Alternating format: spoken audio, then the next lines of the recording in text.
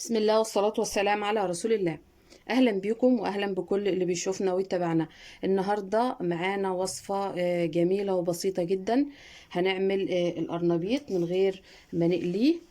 هنعمله في الفرن في صينية. معايا هنا القرنبيطة بالحجم ده، أنا مش هستخدمها كلها، هستخدم حوالي نصها. بقطع كده وردات القرنبيط أو الزهرات بتاعة القرنبيط.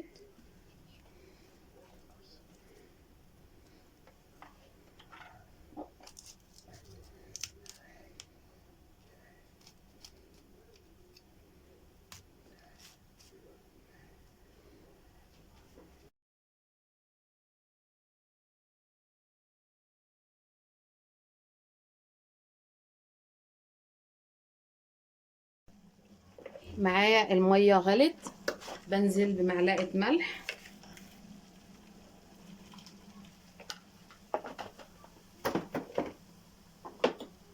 ونص معلقة صغيرة من الكمون.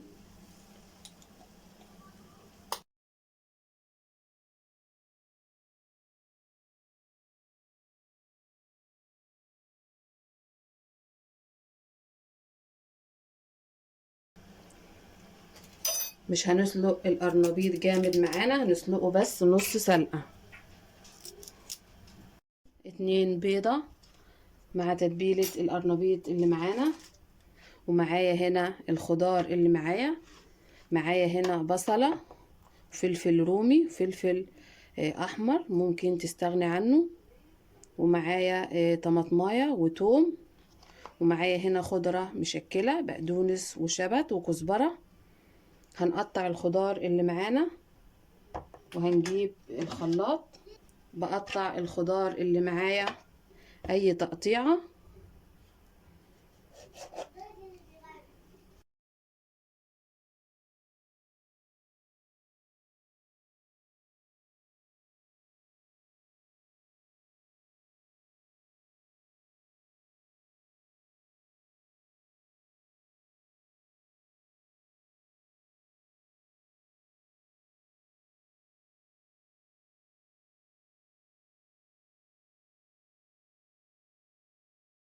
بجيب الخلاط وبنزل بالطماطم والفلفل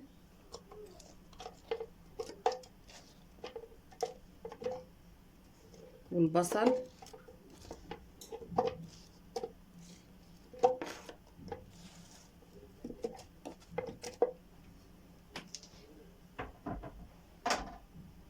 وبنزل كمان بالاتنين بيضة.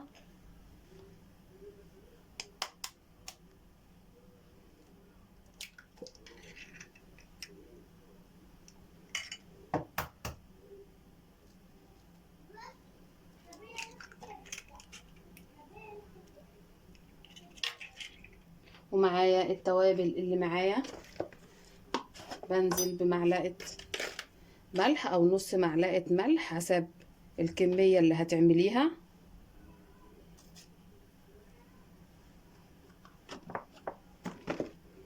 وهنا التوابل اللي معايا هنا من كل حاجة معلقة صغيرة، معلقة فلفل اسود وكزبرة ونص معلقة صغيرة من الكركم ومعلقة من البابريكا ومعلقة صغيرة من الكمون. بنزل بالتوابل اللي معايا دي كلها.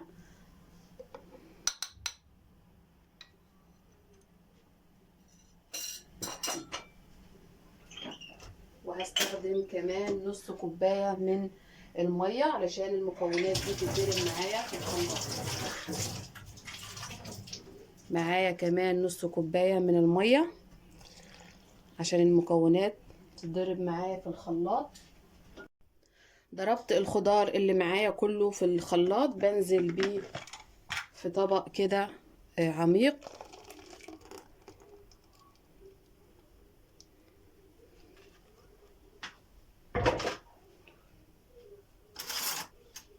معايا دقيق، بنزل بالدقيق كده على مراحل وبقلب لحد ما اشوف الكمية اللي هحتاجها من الدقيق.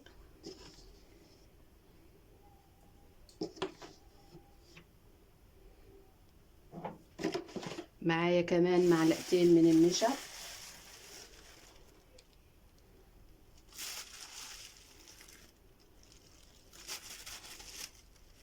معايا كمان معلقة صغيرة بيكنج باودر علشان تخلي القرنبيط معانا هش كده مش مكتوم، حوالي معلقة صغيرة.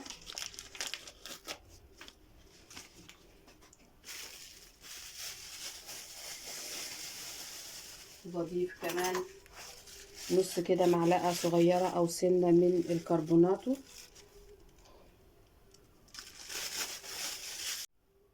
شايفين هو ده سمك العجينة اللي انا محتاجاها. بضيف الخضرة اللي معايا،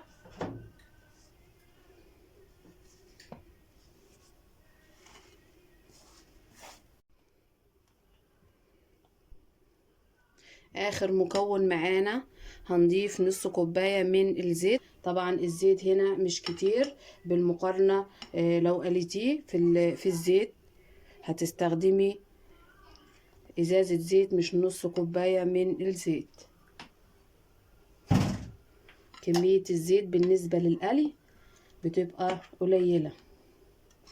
بقلب كده الزيت مع الخلطة اللي معانا والتتبيلة اللي معانا، بقلب كده لحد ما الزيت يدخل في المكونات اللي معانا كلها. وبقطع القرنبيط وردات كده صغيرة او حسب ما انتي محتاجة.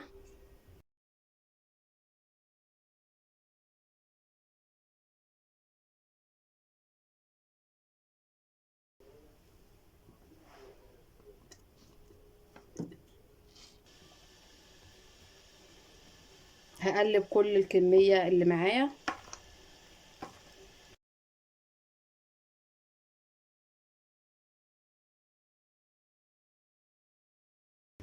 بجيب الصينية الحجم ده، بدهنها بمعلقتين زيت،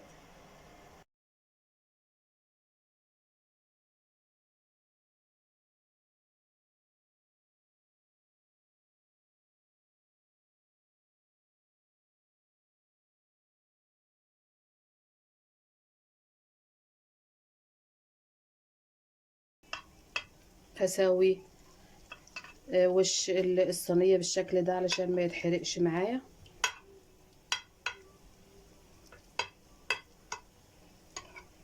وبكون مسخنة الفرن، وادخل الصينية الفرن على نار عالية في الرف اللي في النص. هنا الصينية بعد ما خرجتها من الفرن طبعا لسه سخنة، هنقطعها.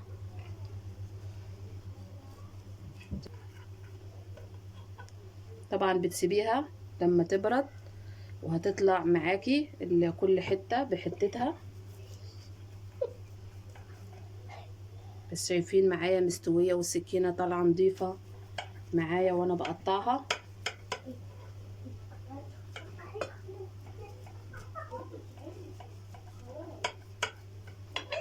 طبعا احنا عملنا القرنبيط المقرمش قبل كده اللي بيتقلي في الزيت. هسيبلك رابط الفيديو في الوصف والمقترحات اللي بتظهر على الفيديو.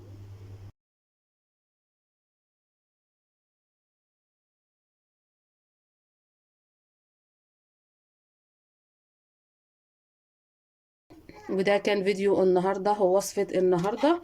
ما تنسوش تجربوها وتقولوا لنا رأيكم فيها ايه. بس اهم حاجة انك لما تيجي تسلقي القرنبيط تسلقيه نص سلقة علشان لسه هيستوي معاكي في الفرن.